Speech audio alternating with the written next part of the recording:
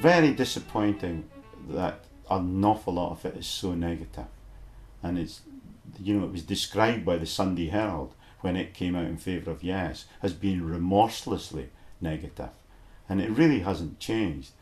They're both trying to put the fear of God into people, as they did in 1979 when the discussions were taking place about the Scottish Parliament and the vote took place in 1979. They're trying to make people frightened of the day they've never seen. But equally, they're trying to confuse people over things like EU membership, the use of the pound, and whether it'll be border controls, and so on and so forth. And what really I find disappointing is that if we take one example of that, the use of the pound, we have a situation where currently the No campaign are saying an independent Scotland will not be allowed to use the pound.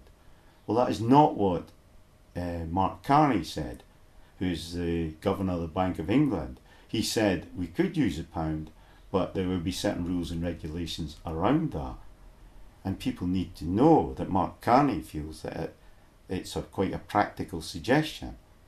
But very important as well is that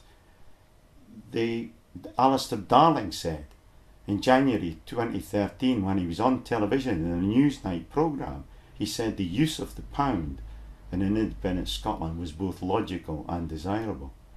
Now that's the man that's leading the No campaign in Scotland. He's saying one thing in the past and now he's saying something completely different. And that, for me, is just causing confusion, and it is contributing to the negative aspects of their campaign. But similarly, they're not putting out information about the fact that they've privatised large chunks of the health service in England.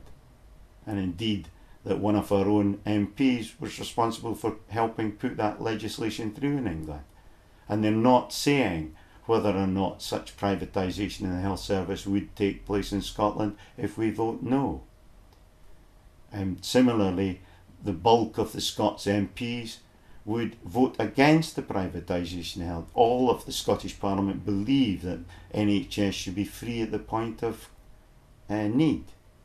And similarly, the large percentage of the lion's share of Scots MPs voted against the privatisation of the Royal Mail.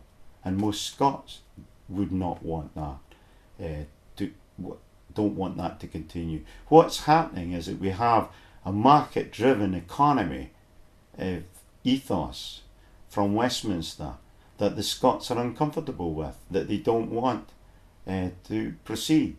And it's actually some of that and some of the welfare and tax reforms they're bringing in are pushing 100,000 kids into poverty.